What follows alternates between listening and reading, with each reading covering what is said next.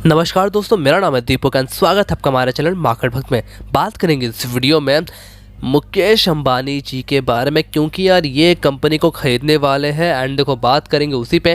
तो देखो मुकेश अंबानी की एक शॉपिंग लिस्ट चल रही है और इसमें एक नई कंपनी आई है टेक्सटाइल सेक्टर की एंड वो है यहाँ पे देखो मुकेश अंबानी से RIL यानी कि Reliance partner looking to buy bankrupt textile company Sintex. जी हाँ, सिंटेक्स एक टेक्सटाइल कंपनी है जो कि बैंकरप्ट हो चुकी है, उसको मुकेश अंबानी जी यहाँ पे खरीदने की कोशिश कर रहे हैं और इन्होंने बिड भी लगाई है। देखो क्या है पूरी खबर, Reliance is partnering with the asset care in the reconstruction enterprise limited जो कंपनी है उनके दोनों से पार्टनरशिप करके bid for the company under a court appointed bankruptcy court चल रही है इनकी रेजोल्यूशन प्रोसेस सिंटेक्स के बारे में। तो सिंटेक्स जो कंपनी है वो लिस्टेड कंपनी भी है, तो हम लोग उसके चार्ट को भी एनालाइज करेंगे और फिर बहुत कुछ जानेंगे उस कंपनी के बारे में भी।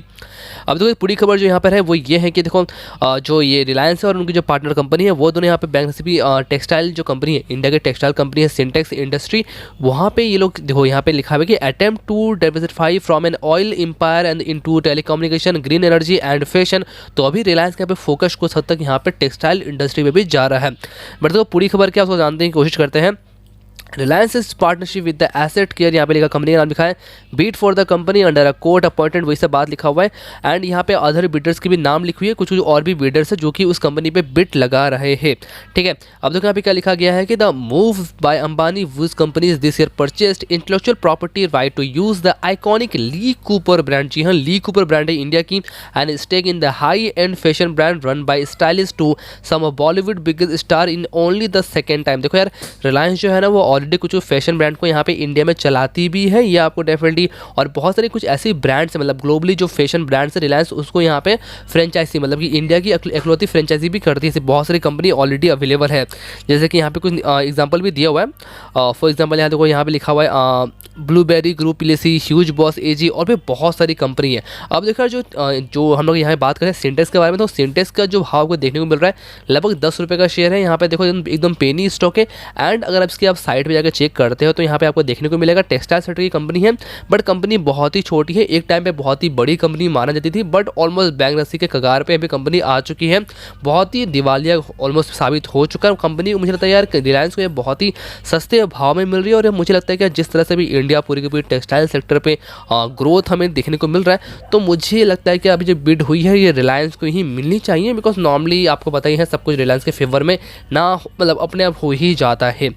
ठीक है, अभी चलो चलते हैं इसका हम लोग सिंटेक्स के चार्ट पे। तो ये सिंटेक्स का मंथली चार्ट है। देखो कंपनी ऑलरेडी मल्टी बेगर से मल्टी फेलियर कोई इसी को कहते हैं। आप देखो तो 2001-2 में इसका भाव 2 रुपये का शेयर था। मैं आपको जूम करके दिखाता हूँ। ठीक है, ये देखो ऑलमोस्ट 2001-2 के पास इसका शेयर का भाव 2 रुपये का था। वो शेयर उसके बाद भागना स्टार्ट करता है 2004 में, लगभग इसका भाव 22 रुपये का होता है एंड वहाँ से आप देखो तो स्टॉक यहाँ पे हाई बनाया जाता है लगभग 2007 में। ठीक है, 2007 में 2 रुपये का स्टॉक यहाँ पे 293 रुपये यानी कि 293 रुपीज़ का यहाँ पे हाई बनाता है। उसके बाद फिर ये 2008 में 300 के ऊपर जाता है, बट वहाँ से इसमें हमें गिरावट देखने को मिलती है और 300 का हाई बनाने के बाद जो गिरावट आती है स्टॉक यहाँ पे 2009 में ही मानी कि एक साल के अंदर ही 34 रुपये का यहाँ पे लो तक बनाया जाता है। तो सोचो 300 का स्टॉक यहाँ पे ऑलमोस्ट 34 रुपये के आसपास है। उसके बाद फिर ये कोशिश करता है 2010 में ये 232 रुपये का हाई बनाता है, बट देखो फिर से इसमें गिरावट देखने को मिलती है और गिरते गिरते स्टॉक मतलब 24 रुपये 16 रुपये का आ जाता है 2013 में।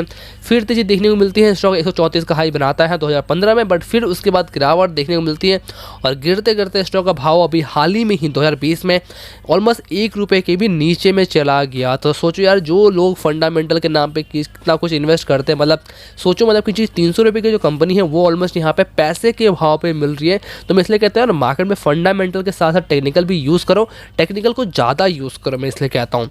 अब चलो इसका चलता हम इसका वीकली चार्ट पे। तो देखो इसका वीकली चार्ट हमें कोई था और जूम करना पड़ेगा बिकॉज चार्ट ऑलमोस्ट बहुत ही पिटा हुआ स्टॉक है, बहुत ज़्यादा ही पिटा हुआ स्टॉक है। अगर इसका हम लो चेक करें तो ऑलमोस्ट 2019 में इसने लो बनाया था ऑलमोस्ट 55 पैसे का, उसके बाद थोड़ी तेज़ी देखने को मिली। और कोविड के टाइम की बात करें तो कोविड में भी इसने गिरावट हमें देखने को मिली ही इसमें, बट उतनी ज़्यादा नहीं, मतलब वही 60 पैसे 55 पैसे का स्टॉक का भाव था। अब देखो वॉल्यूम तो कुछ खास यहाँ पे थे नहीं, तो उतना कुछ हमें तेज़ी देखने को मिलेगी नहीं, बट अब देखो तो इसमें हमें एक अच्छी खासी तेज़ी देखने को मिल चुकी है ऑलरेडी। ठीक है, तो देखो यहाँ पे इसका छोटा सा रेजिस्टेंस था अराउंड 5 रुपये के आसपास और आप देखोगे नीचे से तो हमें नीचे से सपोर्ट भी यहाँ पे देखने को मिलता है।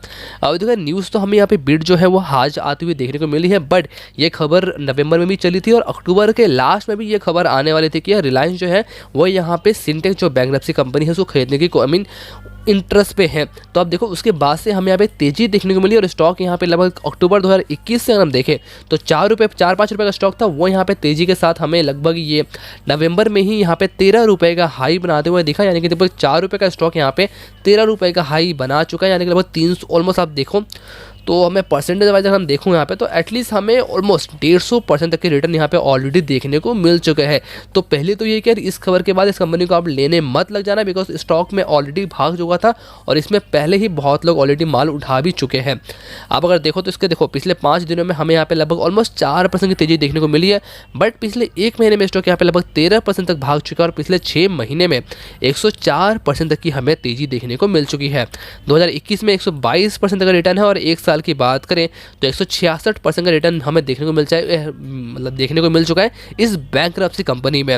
और पिछले 5 साल का देखें तो ऑलमोस्ट 86% तक डाउन है और मैक्सिमम देखें तो ये 218% से ये अभी भी ऊपर है 1999 से लेके अभी तक, बिकॉज 3 रुपये से लेके भाव उसके अकॉर्डिंग है, बट बहुत ही कम दिखने को मिल रहा है।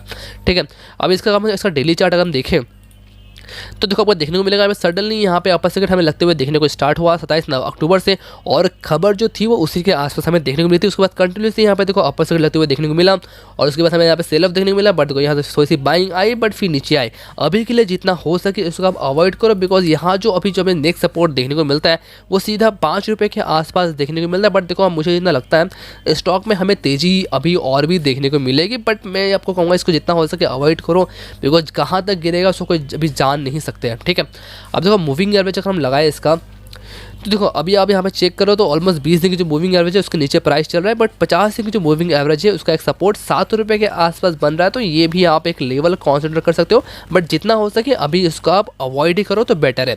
ठीक है, अभी तो इसके रिजल्ट देखते हैं।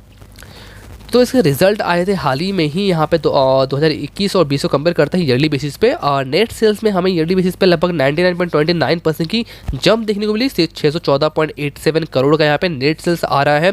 ऑपरेटिंग प्रॉफिट की बात करें तो वहाँ पे भी हमें लगभग 1651% की जंप देखने को मिली है। अब देखो नेट प्रॉफिट, तो देखो नेट प्रॉफिट भी हमें यहाँ पे ईयरली बेसिस पे लगभग 23% की ग्रोथ देखने को मिली है। कंपनी का लॉस यहाँ पे कम है, जो 2020 में 238 करोड़ का लॉस था वो लगभग अभी 181 करोड़ का लॉस देखने को मिल रहा है।